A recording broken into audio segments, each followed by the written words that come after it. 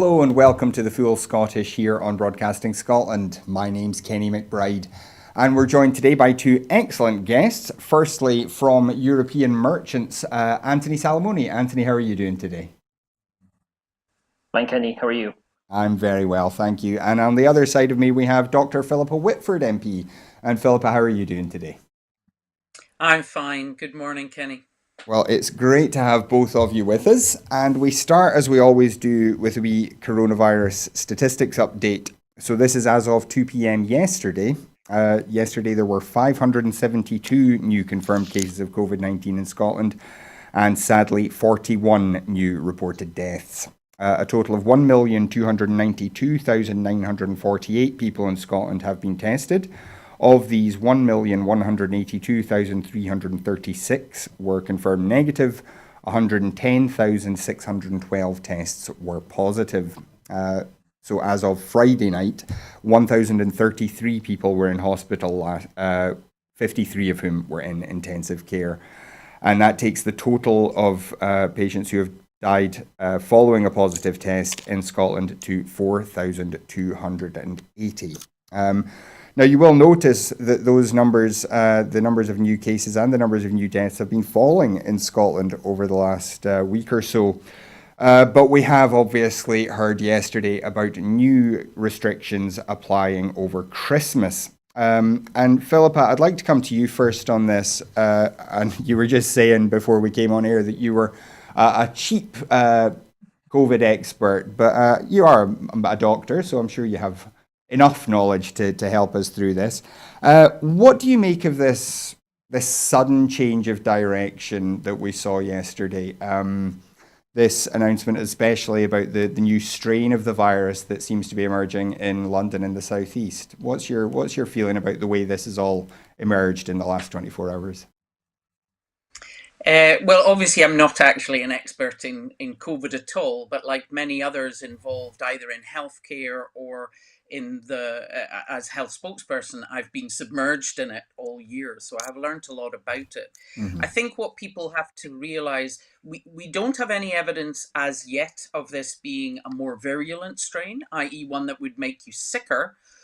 Or that it would cause a problem or be more resistant to the vaccine.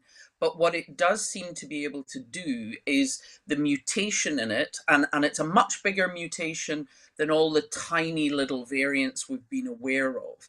You know, right across the UK, the genomics program keeps an eye on samples, and you can almost fingerprint where various strains have come from.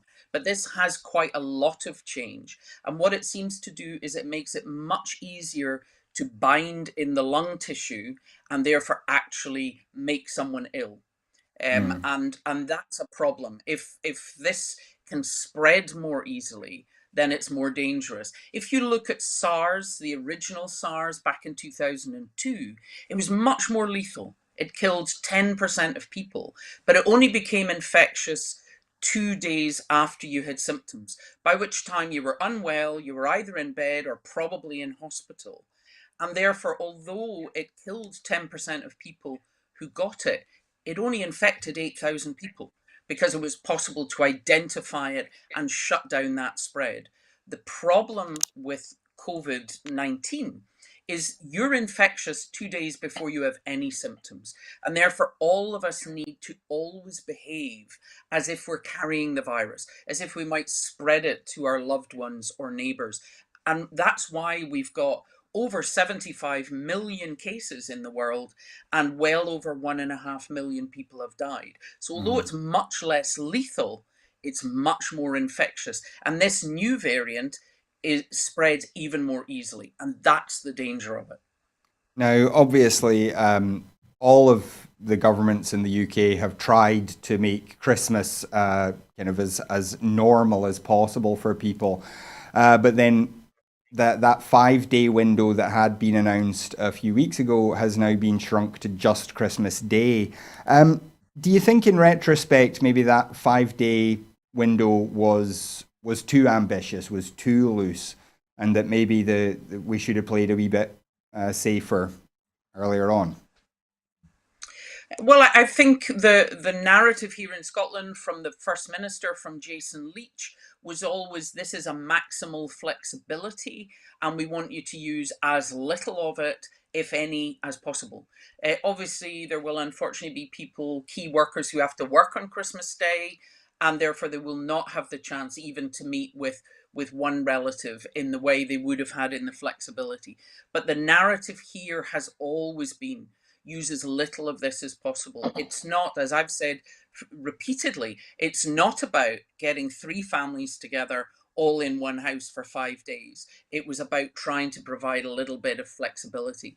And as I say, I think that the First Minister was always encouraging us to use as little of it as possible. I think what has changed, because even in Scotland, actually, the figures are falling, the cases are falling, whereas they are rising very quickly in England and Wales, particularly, but also in Northern Ireland. The reason to suddenly now limit this and indeed plan a 3-week lockdown starting immediately after Christmas is this variant. We really cannot afford for it to get a grip in Scotland. We know there are a few cases, but equally looking at London in the southeast, we see how quickly those cases could multiply. So we do really need to take strong action right now.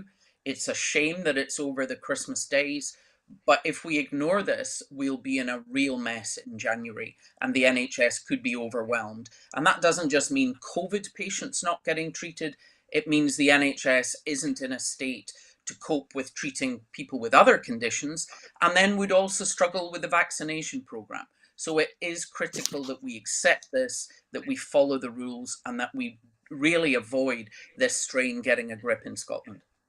Now, speaking of the vaccination program, Matt Hancock was on the Sophie Ridge program this morning saying that he thought that there was a real chance that England could be in something like the situation they're in now for months while the vaccine is rolled out. How concerned are you that Scotland may be into another quite long term break like quite long term pseudo lockdown or whatever we want to call these restrictions now, while we wait for that vaccine to roll out? Well, I think we should be quite clear between lockdown and restrictions, and not just call all restrictions a lockdown, because they simply aren't. People were able to go out in the summer, were able to go to work. We had a lot more freedom. But the facts, the kind of face coverings, avoiding crowds, 2 meter spacing, that's going to be with us all of next year. And the National Audit Office released a report this week suggesting that about 25 million people in England would be vaccinated by the end of 2021. Now, that's about 44%. Scotland will only get given vaccine in our population proportion, and therefore we are probably looking at the same. So we will not reach herd immunity. The restrictions, the precautions will not disappear. This will not be over by Easter. But the vaccines do open up the kind of route to get to that herd immunity. But it will actually take quite a long time to vaccinate people, and quite a long time, obviously, for the manufacturers to produce enough vaccine. The whole world will be trying to get these vaccines. And we need to realize that we have to allow other countries to have access to it as well, because no one is safe until everyone is safe. If we, use up all the vaccine here, but other countries get access to none, then we will just end up importing it again. So I think it's important that people recognize that the restrictions in how we behave are going to be here for quite a long time. What we have managed to start in Scotland that is not significantly underway yet elsewhere is getting vaccines into care homes. And that is because of the advantage of a single public NHS, our integration with social care, that allows health boards to know precisely how many care homes they have, how many residents and staff, and therefore to parcel up the vaccines and send them out with staff to care homes to carry out the vaccination. In the fragmented English system, that's much harder. And so they haven't really got the care home vaccination underway significantly, even though that's the most important cohort to vaccinate. Well, let me turn to Anthony now. Anthony, you aren't even as much of an expert as Philippa is, but you've obviously been living through this, keeping an eye on the news and everything. How are you feeling about how these new restrictions over Christmas have been introduced? Well, you're quite right, Kenny, that I'm a political scientist, not a public health expert of any description. So I'd always defer to Philippa on this. But yeah, from my perspective, as you know, I spend a lot of time trying to look at what happens in the rest of Europe, follow Irish politics and Irish media closely, and it's interesting to compare. Obviously the situation is in every country, and of course within countries. But it seemed to me that the reimposition of more restrictions was something that was going to be coming. Just it wasn't maybe not going to be coming as soon as we thought, but it seems necessary, regrettably. And I think I know it's difficult for people, but I suppose there are two things. One, as Philip already mentioned, is there's a degree of unpredictability in terms of how this evolves, and we have to be willing to try to cope with changes as they arise if they're not what we expected or what we wanted. And secondly, is that this is something which is going to be with us in terms of having some level of restrictions or some level of limitations for a while. And I guess, of course, that's not what anyone would want, but it's necessary.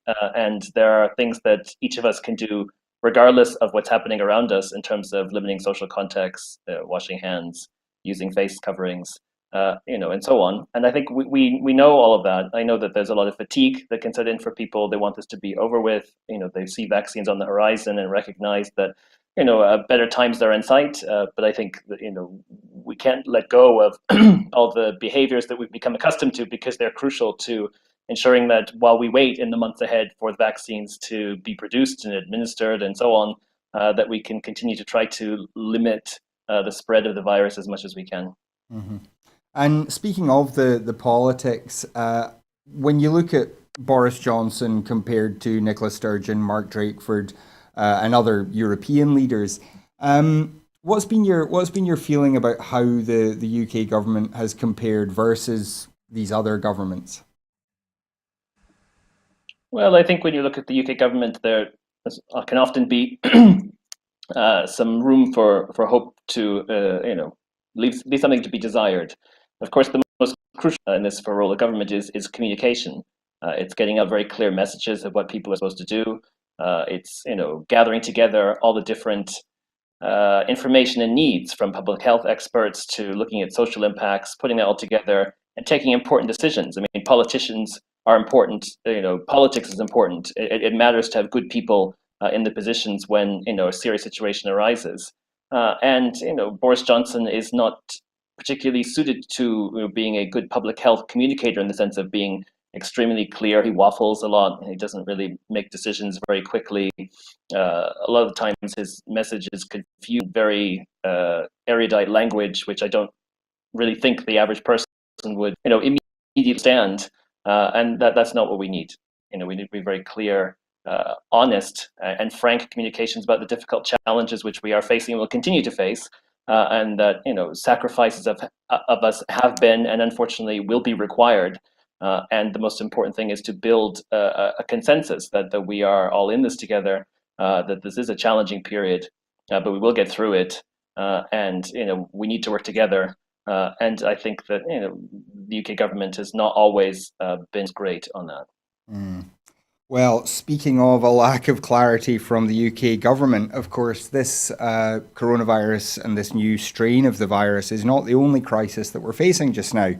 Brexit is, or due, or the rather, we're due to leave the transition period of Brexit on the 31st of December, and as yet there is still no deal agreed. Today was suggested as another final deadline, but at the moment we still haven't heard of any deal being agreed. So, Philippa, let me come back to you. Brexit obviously has been preoccupying you for quite some time. How do you feel about where we are just now? Do you think there is going to be something pulled out of the bag today, or perhaps in the next day or two?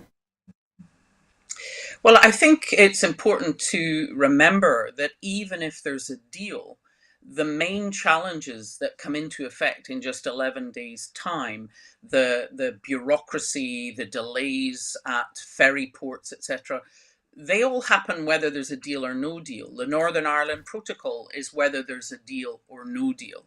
What we don't know yet is, will there be tariffs on top of that? And obviously tariffs, that would be an additional 12% on seafood, over 40% on Scotch lamb, well over 50% on Scotch beef. So those things would just be the final straw.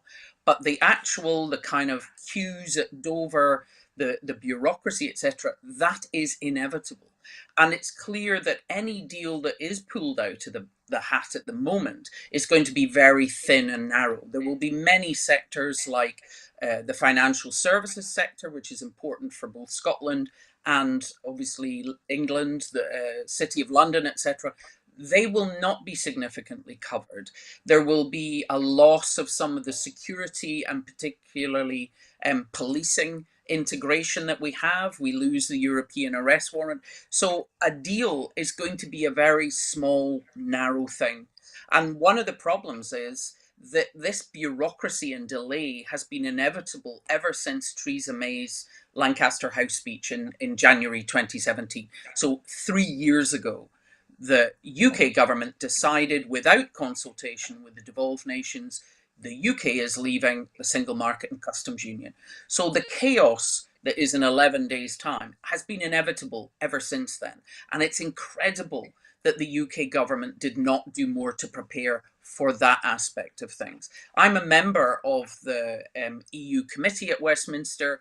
We published our report yesterday into border and business readiness, and we have listened to expert after expert, witness after witness from all industrial sectors saying nothing is ready, the IT systems are not ready, the paperwork is not ready, we have no idea what's going to happen.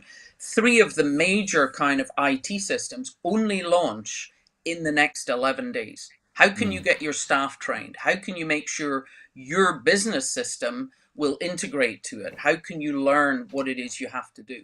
So we're already hearing of businesses saying, you know what, we're not going to export in the first couple of months of next year. We're just going to hunker down and wait for the dust to settle. That is a ridiculous situation for the UK to be in when they've been in the driving seat of making these choices. Now, I've just been handed a story here. Michel Barnier has been told by the European fishing industry that his latest offer to the UK amounts to selling coastal communities down the river. There appears to be significant unhappiness from the European Fisheries Alliance, which represents the industry in France, the Netherlands, Belgium, and Spain. They are not happy at all about the potential for cuts to their fishing rights. If in the deal that has been kind of the deal that is being discussed just now. Anthony, let me ask you, is fishing in some of these European countries, is it really big enough to break the back of this deal? If fishermen are not happy, is that enough for European leaders to balk at giving away any more? Well, I think it's a very difficult decision for them. I mean, obviously, it's extraordinary that Brexit, in terms of leading the transition, will happen in 11 days' time. We still don't know whether or not there's going to be a deal, and we still don't have a deal. But that aside, not going the way the European Union would want beyond edge, in that fisheries is a substantive issue. That is not what the EU wanted. That is difficult for the EU. It's difficult for those member states that you just mentioned, where it's not a large proportion of the economy in terms of GDP, for instance, but it's very important in terms of politics. And of course, you have to link this through to the politics of the individual member states concerned. So France, which of course is one of the main members of the European Union, is affected by this. But also it links into elections, that Macron wants to run for a second term. It would not look good for him if the French fishing industry was damaged by whatever this agreement is. And of course, Ireland would be quite significantly affected by the proposed reductions, particularly in mackerel stocks. So yes, it's very difficult for them, but it would be even more difficult for other member states to say we're going to not sign up to a deal just because of fisheries. It's really quite difficult, and time is running out. And of course, that's what happens when you leave things to the last minute, as the UK government has done throughout the Brexit process. Yeah, now we've seen from polling in a number of European countries that taking a harder line on the UK over Brexit would actually be more popular with a lot of people across Europe. Do you think that is going to make the EU less likely to make the kind of concessions that are necessary, or do these political leaders, are they determined to get whatever deal they can done to avoid the damage to trade?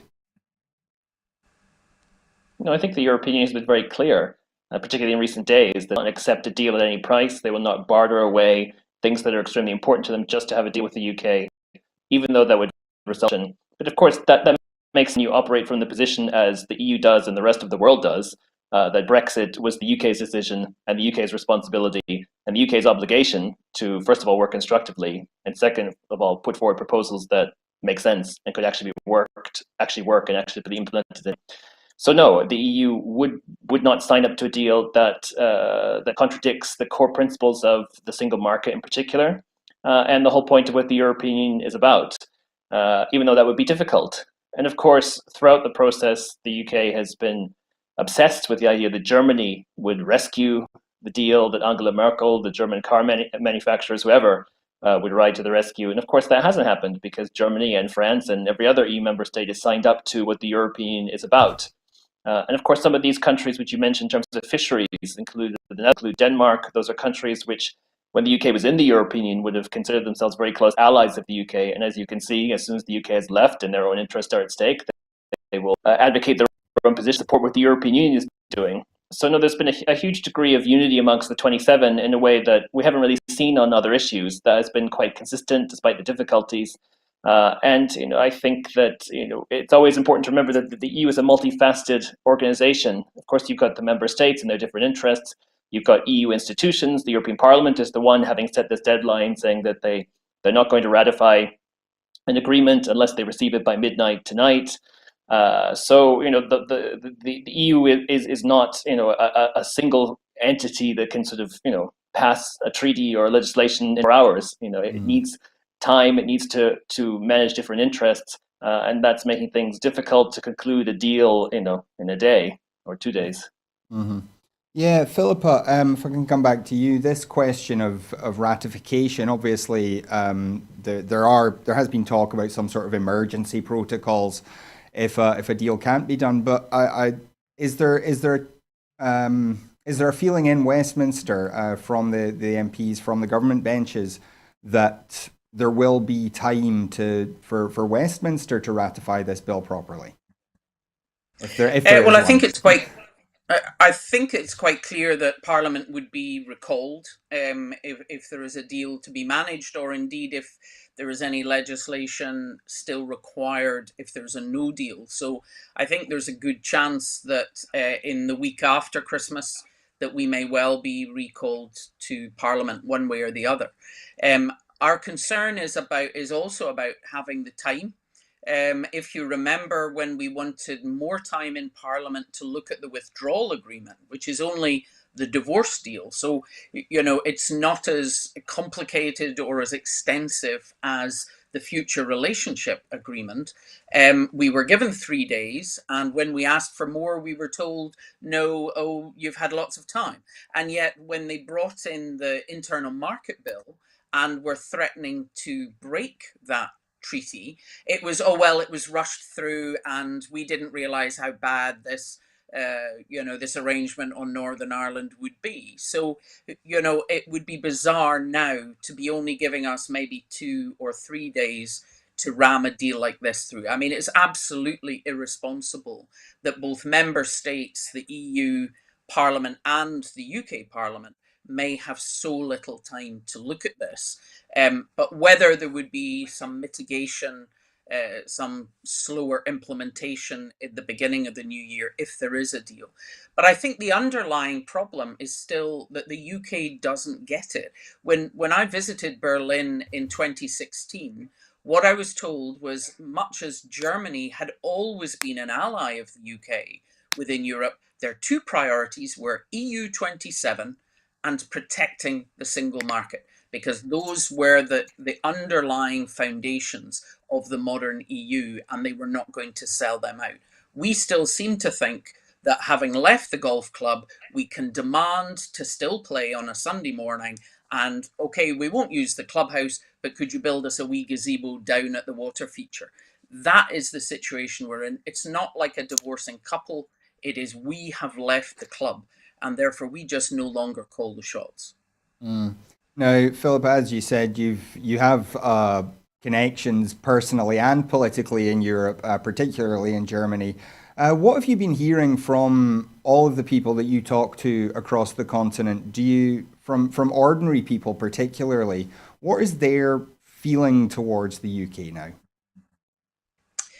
Well, I think you only have to look at the agenda within kind of commission or council meetings within the EU, that either Brexit isn't on the agenda at all, or it has moved way down the list of priorities. So I think there's an exhaustion in Europe with Brexit, both among ordinary people.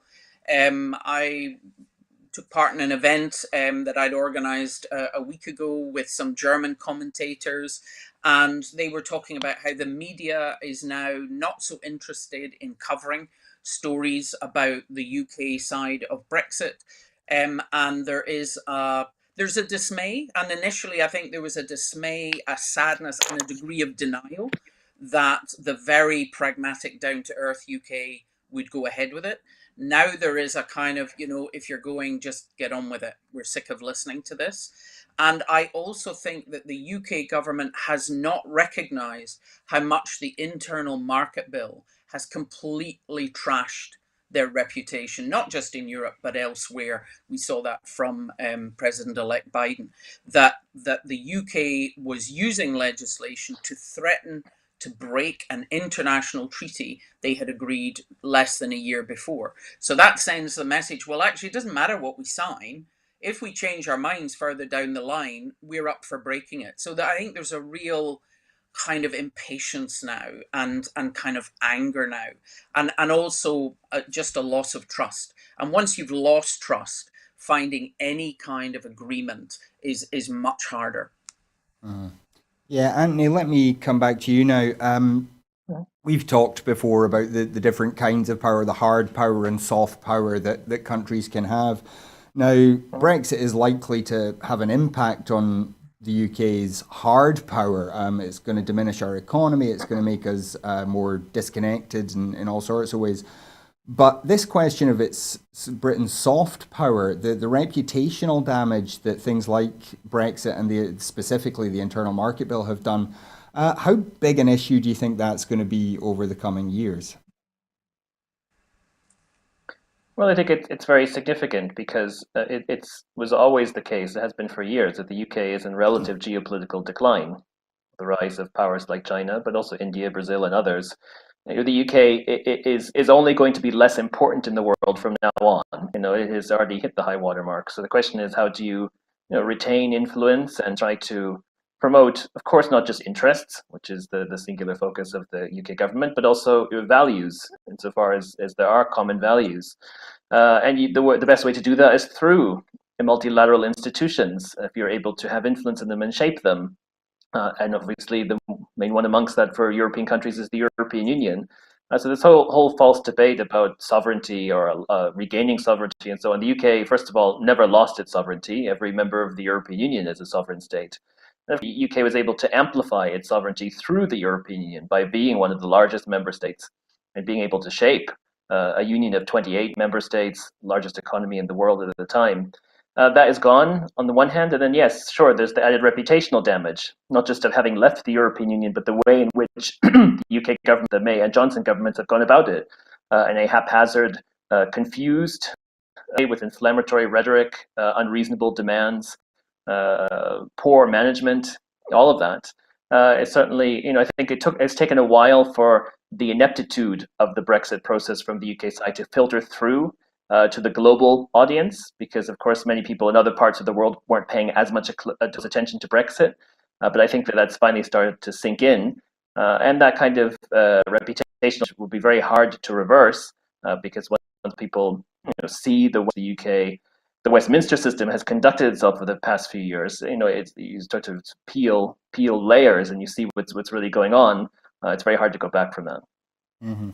And we've sorry. Let me turn back to Philippa. Philippa, when you look at the situation here, that damage to the reputation, how much of that do you think can be repaired quickly? I mean, is there a path now? Do you think for the UK to recover some of its dignity, some of its reputation, some of its influence in the world, or do you think, as Anthony says, this is now a kind of terminal decline? I think it can be recovered. I don't think it can be recovered under this government or this prime minister. And trust and reputational damage is obviously Brexit itself, as Anthony said, and how it's been brought forward. As I said, the breaking or threat to break the withdrawal agreement. But what we also see within the pandemic, the reputational damage of, if you like, the cronyism, the procurement kind of scandals, etc., handing contracts for millions to friends, all of this kind of thing, the kind of idea that there are hedge fund managers who are backers of Boris Johnson, who stand to make an absolute fortune out of a no deal Brexit. So, it's a bit like pulling tissues out of a box. Once people elsewhere in the world start looking, it's not like they discover their initial impression is wrong. The more they look, the more they get an impression of charlatanism and a lack of serious politics and trustworthiness. I mean, the prime minister struggles to give bad news, and therefore he's always over promising and under delivering. But what we now have is this, well, what is he even trying? Is he only interested in his own gain or the gain of people around him? So I don't think that can be mended in the short term. I think in the longer term, and particularly we're going to have to get through a very bitter phase of the UK and the EU blaming each other and slinging mud at each other for the chaos we're going to face in the next few months.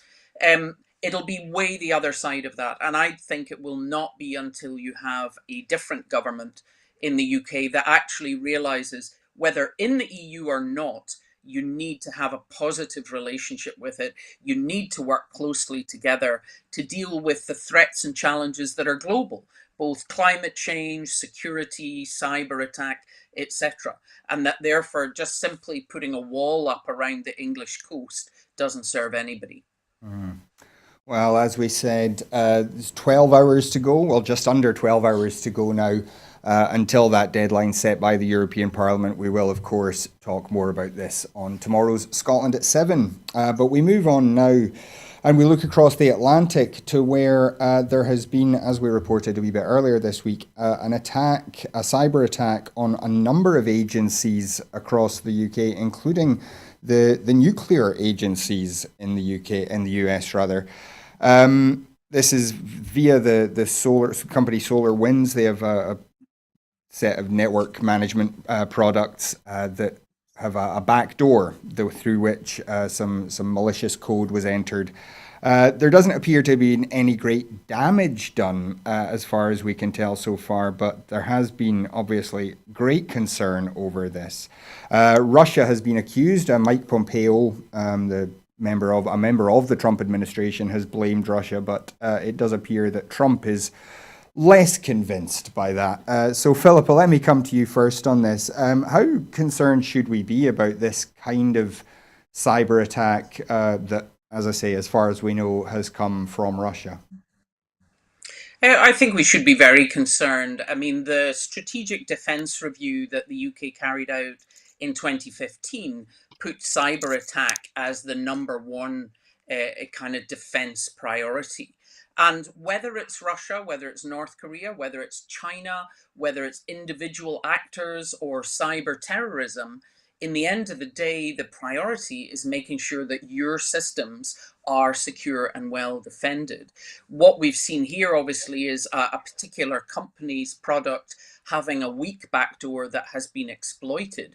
And this is the importance of the whole discussion around Huawei and 5G, but also the need for governments to recognize the importance of cyber attack. It was one of the agencies that suffered the most was basically the kind of general energy regulation agency. Not that it runs the grid in America, but because it would have information about where the weaknesses were. And this is why you need a change in defense approach. It's not about having new weapons of mass destruction on the Clyde. It's not even about having warships, aircraft carriers, or even an enormous army. If someone could simply turn off your electricity grid, or take down your computer systems, or open up your banking system, they can literally bring you to a shuddering halt. And therefore, it's important that the funding and the innovation and the kind of facilities are given to this. You won't always know who's attacking you. You need to know that your system is secure. Obviously, with what are you hearing from the government in something that they're looking seriously at? Well, I'm not sure how much there will have been systems here that use any of that software, but I think every time we hear of one of these attacks, then that does or certainly should lead all governments to be looking at their own systems. I mean, we've certainly seen an increase in both university courses and networks of trying to develop stronger and stronger expertise, both to protect government systems, but also to get businesses to realize they need to protect their own systems. Mm. And Anthony, coming back to you now, the US obviously has a cybersecurity agency called the CISA, but Trump got rid of their director a few weeks ago, after he said that the election had been free and fair. As far as he was concerned, Trump then fired him. The CISA is now saying they're massively under-resourced, they're really badly stretched. Just as a kind of general international perspective, how many countries are really focusing on cybersecurity, as Philip has said, as the kind of big national security question of the 21st century? I think countries within the European Union and in the wider world see this as a very serious and important threat. Philippa mentioned why it matters. It's the new terrain. The sort of both cyber itself and also in the context of hybrid warfare is where where malicious activity is taking place on a daily basis. Of course, it's an area that requires huge amounts of investment, but also new ways of thinking for all of us, for individuals, and the way consumers, and the way we go about using digital infrastructure, but also then, of course, for governments. So this is something which is very salient to the European Union. I'm sure it will continue to be so, particularly in the context of the EU's common foreign and security policy, and that will continue. In terms of the United States, yes, I mean, we're not really surprised that Donald Trump that Donald Trump says, one thing, that he's interested in protecting the US from unknown threats and so on. In practice, he does very little, and in fact damages the United States in all direct dimensions, but including its safety and security.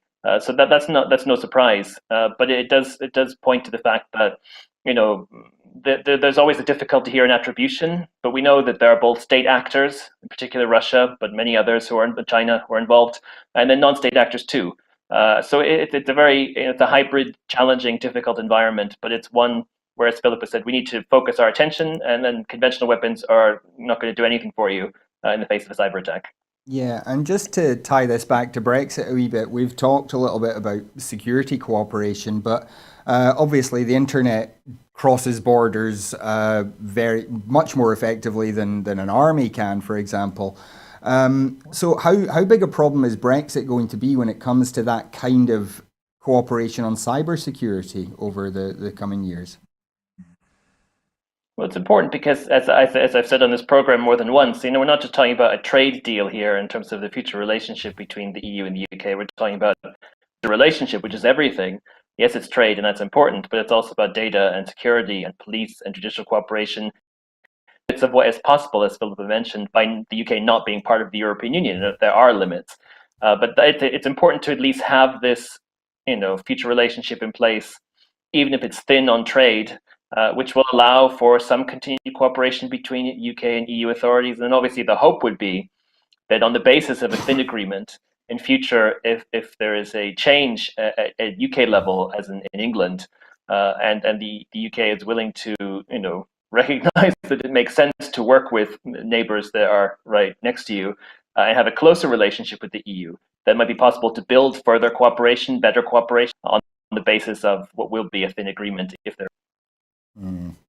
Well, we have another story here about Donald Trump. Michael Flynn, the former national security advisor, was speaking on the Newsmax channel, the sort of, for when Fox News is too mild, you may ask for a spicier news channel. Michael Flynn, the former national security advisor, who was convicted and then pardoned by President Trump, claimed that the US military could be deployed to overturn the results of the presidential election. Now, some of Trump's advisors obviously immediately reacted badly to this idea, said, no, that's not something we're going to do. But Trump appears to have asked several aides whether this is something he can do. He seems to think it is a realistic option, and he says that it is now really obvious that he did win the election and that there was massive fraud. Philippa, let me come to you. Trump had said previously that he would concede the election once the Electoral College had voted, which it did just the other week. But it doesn't seem that that's the way he's thinking at all. He's now talking about whether he can institute martial law to order reruns of the elections. Do you think this is serious, or do you think this is just Trump letting off steam, having a one of his tantrums? Well, I think Trump is clearly clutching at straws. I mean, he may be serious in wanting to try some of these things, but what you've seen is gradually senior Republicans who have actually conceded to the election, who have accepted President-elect Biden, because they recognize the complete reputational damage, not just to the Republican Party, but to the US in total, if they went down the same rabbit hole. So I think Trump is gradually just going to be more and more isolated, even from his own party and previous supporters. And the fact that he's talking about Flynn and Sidney Powell, various kind of conspiracy theorists, he's getting further and further away from the mainstream. But I think he will probably go on clutching at these straws literally until we get to the inauguration next month. Mm. And Anthony, there's this question of Newsmax I find really interesting. It's, as I say, a more extreme, certainly a wee bit more conspiratorial news channel than Fox. And the president has increasingly been tweeting about watching it. Some of his close people like Sidney Powell, people like Michael Flynn, people who are very loyal to him, have been appearing on it and spreading these conspiracy theories. How big a problem do you think that is going to be? Do you think Newsmax is likely to become kind of the Trump channel, where just this set of alternative, I'm not going to say alternative facts, alternative theories and alternative stories are just kind of siphoning off the people who believe in that, and they just become more and more detached from reality? Well, that's certainly possible, though it's also not particularly new. The far right so-called media has been part of Trump's rise to power insofar as he had one. So yes, that's there. There's also been huge speculation about what Donald Trump will do once he is no longer president. And there have been rumors that he might be interested in returning to TV and perhaps setting up his own channel or station, and him being involved in another one already, I suppose would make sense. But it links to the broader question of the future of American democracy in terms of, do people have confidence in the media in the first instance, the mainstream media, but also the integrity of elections. And and we're very clear that the election was fair, it was secure. We have a winner. Joe Biden won along with Kamala Harris by millions of votes over Donald Trump, and there was huge scrutiny. Counts, meetings were all live streamed. Media were attending. Political parties were there to monitor the vote counts. It was all very, it was a good testament to American democracy. And I think, one of the difficulties here is that, of course, Donald Trump, who was more a cult leader rather than a politician, he was enabled by many people, of course, enabled by the Republican Party.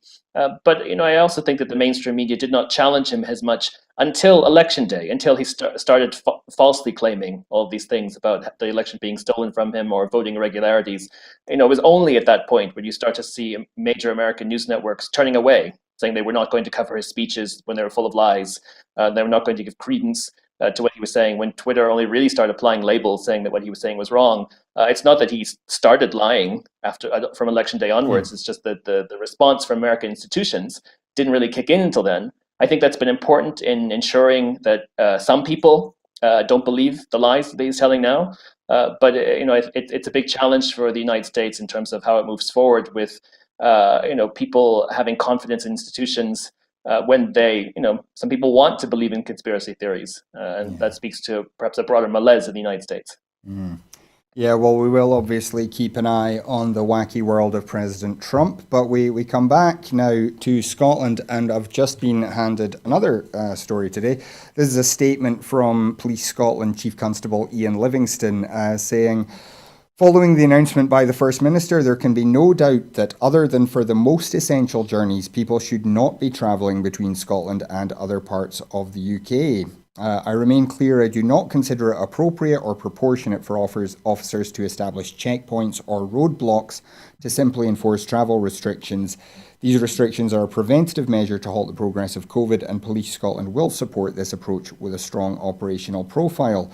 Today, I have authorised the doubling of our operational presence in the border areas of Scotland. So Police Scotland, they are taking those restrictions quite seriously, and I'm sure George Galloway will be watching very carefully for the police that he's threatened to cross the border in powerful defiance of the rules. Anyway, let's not talk about him. Let's talk about Keir Starmer instead. Keir Starmer is set to make a speech tomorrow about devolution. The Labour Party once again proposing a whole new approach to devolution, vast new decentralisation of power that he thinks will combat the rise of nationalism in Scotland. He says he wants to offer a positive alternative to the Scottish people to preserve and renew the United Kingdom. Philippa, this is not the first time we've heard something like this from a Labour politician in the last few years. So first of all, do you believe that the Labour Party is going to renew devolution, make it work for everybody? Yeah, not in the slightest. I mean, we had the vow, we had the promise of Devo Max back in 2014, and some people believe that was a middle way. But what we've seen is a Prime Minister and a Leader of the House who've attacked devolution to Scotland in principle. We've seen the government still ploughing ahead with the internal market bill, even though the Northern Ireland clauses were removed. The bill now largely just attacks devolution to Scotland, Wales and Northern Ireland, and removes quite a lot of control from those governments over innovative policy around public health, things like minimum unit pricing, the smoking ban, banning single-use plastics, food standards, etc. But those are things that are really important to people. So it's actually quite a big loss. And what we saw was the Labour Party in both the Lords and the Commons just sit on their hands and let it go through. So despite always calling themselves the party of devolution, because to be fair to them, they did deliver the Scottish and Welsh parliaments, they have not protected them here. So far from there being any chance of devolution becoming stronger, it's actually under threat. And you still have to remember that Devo Max would still mean major decisions that we object to. So the renewal of Trident, 30 odd miles from our biggest population center, dragging us into the illegal war in Iraq or dragging us out of Europe, they would still be policy areas that we had no real voice in. So it's not much of a comfort in the middle of this. And I think, Labour just wheel this out, dust the cobwebs off it, and offer it every time Scottish independence starts to become more popular or look like something that will potentially happen. So, no, I'm not even slightly convinced. He could save his breath. Yeah, Anthony, there doesn't seem to be a lot of detail that we've heard so far on this. I mean, I'm sure there might be some more ideas in the speech itself, but we've not seen any sort of detailed proposals. It's not something that Labour is fighting for south of the border. This is something that seems to only the audience seems to very much be Scotland, not even Wales and Northern Ireland. What's your feeling about the way the Labour Party approaches Scotland generally? Well, I think first off, when you come to these proposals, and I can maybe come back to Labour in a second. Making proposals is fine if you want to. It's very clear that there is no appetite for this kind of constitutional change in terms of further devolution or a federal UK or a reformed UK in London or in the Conservative Party or in England generally, to be honest. So I mean, unless you were ever, we're going in the wrong direction, as Philippa mentioned, of the dismantling of the devolved settlement, which of course was approved at a referendum. So I'm very clear that if you ever wanted to try to dismantle Scottish devolution, you should have to have a referendum first, because it's going against what the people voted for in 1997. But so yes, so there's no appetite for positive constitutional change in Westminster in terms of the youth level parties. So there's that. In terms of the Labour Party in Scotland, well, there isn't very much of a Labour Party in Scotland anymore, is there? In terms of their electoral decline, and they're in a challenging position where ostensibly, according to the party's ideology, they support self-determination, and of course that means that if the people of Scotland, through the Scottish Parliament elections, say that they want an independence referendum, it should be that the Labour Party should support that in terms of having a referendum. And of course, once you have that referendum, you decide what position you want to advocate, whether you're in favor of independence or not. But on the principle of having a referendum, it links me to my main point I want to make, which is the strange thing about this from my analysis is always that this is Keir Starmer coming, projecting to Scotland, saying, we realize that there's a prospect that you might want independence, and we need to yet again devise something to convince you to change your mind. That's not what this is about. Scotland's future is for the people of Scotland, people who live in Scotland. It's not for Westminster. It's not for the UK Labour Party or the UK Conservative Party to say, oh, we've realized that support for independence is high, so let us devise a new strategy to convince you not to leave or to block you from deciding whether or not you want to leave. This is something for people of Scotland to decide. And it would be really nice if the UK Labour Party and others got on board with that. Mm-hmm. Well, on that note, this week we saw another poll, another record high for Scottish independence, 58% once don't knows are taken out of the equation. It's, again, as I said, a record high, tied with a poll that we had a month or two ago. So, Philippa, the First Minister was doing the rounds of European media this week, talking about independence, talking up the principle and talking up the cause generally. What do you think how do you think that's being heard in Europe? I think there's a lot of sympathy. I mean, I'm the EU spokesperson at Westminster, as well as health, so a busy 2020. And certainly I think that what I see in my German family is that ever since the Brexit referendum, when all areas of Scotland voted to remain, and you had the yellow Scotland and the largely blue Brexit supporting England, there was a sudden recognition that they were two different countries. I think that while, of course, the EU is negotiating with the UK and is focused largely on the challenges of that, they are observing us. They do speak English. They do observe our media, and they have realized how Scotland has been treated throughout all of this Brexit Brexit chaos. And therefore, there's certainly a lot of sympathy, and that has been expressed to me by different people that I've met in different sectors within Europe, that there's a lot more understanding and a lot more sympathy for Scotland.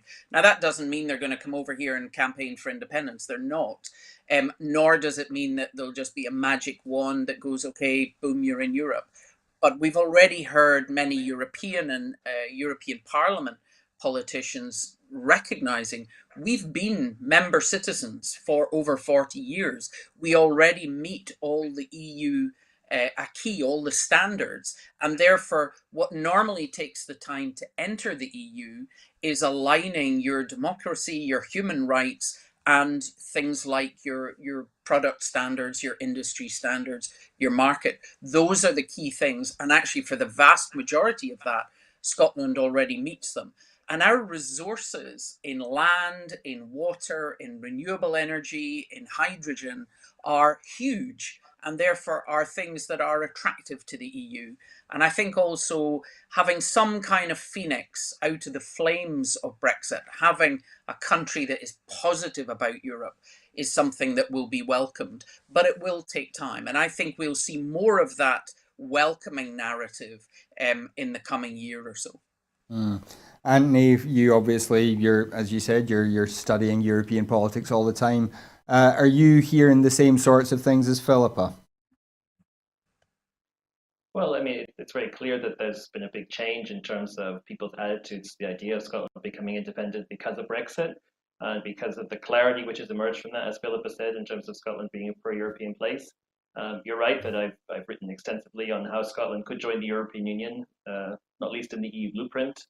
And I'm very clear to be extremely well qualified to become a member state of the European Union, but there is a process to be followed, and of course, you go through that as any other country would, but it would be faster indeed because Scotland, is in a very unique position, and I think that it's important to recognise the challenges that lie ahead. Of course, there are challenges. That we are stuck with this Brexit deal or non-deal in the short term. And then, we will have, damage from that, which we need to try to mitigate as much as we can. And it's a question of how Scotland can try to maintain its links with the EU and EU member states at all levels, not just in terms of trade, but in terms of, academic and cultural exchange. Yes, in terms of business. Yes, in terms of individuals and so on. How Scotland can try to continue to be part of the major debates facing Europe on issues that matter to all of us, not least on climate change, sure. So I think that that requires us to be clever, to invest in building bilateral relations with different EU member states, and engaging even more in Brussels, and as much as possible, trying to ensure that the independence debate does not form part of that. They need to be two separate things, as I've said more than once. The independence debate is something for us here, and then obviously how we engage with European Union countries needs to be about the things that matter to them. Well, as I would love to talk to both of you more about these subjects, but unfortunately we are pretty much out of time now. Those of you who are interested in Anthony's paper on how Scotland could return to the EU can download it, I believe, from the European Merchants website. Is that right, Anthony? Yes, it is, Kenny. Thanks. I can recommend it. It is well worth a read. But as I said, that is all we have time for. So thank you very much to Philippa and to Anthony for joining us. And thank you at home for joining us as well. The whole point of making these shows is to help entertain and educate you. So we hope we've done a wee bit of that today. We do have to ask, if you're able to help support Broadcasting Scotland, then please do go to broadcastingscotland.scot/register. Sign up there as a supporter. Your £5 a month will make a big, big difference to everything that we can do here at Broadcasting Scotland. As many of you will know, we're running a crowdfunder just now. We are just very, very nearly at 50, sorry, how much? 15,000. No, not 15,000. Yes, 15,000. 15,000, sorry, yes. So we're just approaching 15,000. I'm just being told we've just gone over 15k. So whoever made a donation during the show, thank you very much for that. If you would like to just make a one-off donation, you can do that at broadcastingscotland.scot/donate as well. If you can't support us financially, we absolutely understand. The shows will always be free to view online. but you can still make a big difference for us by following us on our social media on Twitter at Broadcast Scot, on Facebook, on YouTube, on the Amazon Fire Stick. Like us, share us, let people know where we are and what we do. Your word of mouth is by far the best way for us to attract new viewers. So do please help us out with that. And finally, if you'd like to get involved here, we are always looking for volunteers, particularly as we look towards next year's election. We want to be able to cover that from across the country, get to every count, cover everything the way that any other channel would do. So if you're willing and able to get involved in that, you don't need any skills, we can train you. So if you're interested, do please get in touch with us, and we'll probably look at that we'll probably get back to you in the new year, and we'll start looking at how we're going to approach that. But that is absolutely all we have time for today. So thank you once again to Philippa Whitford and to Anthony Salamone. Gordon will be back tomorrow at 7 with the Full Scottish. I will be back on Tuesday at the same time.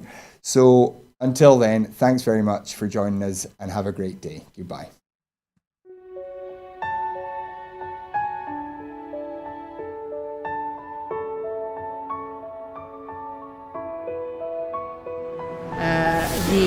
The Catalans, the Basques, the Galicians in the Basque.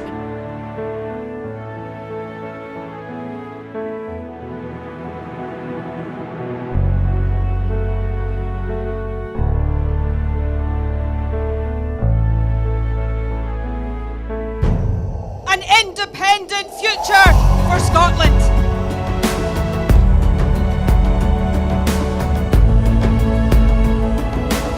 How quickly do you think a referendum can be arranged? Best practice demands that it should be 6 months.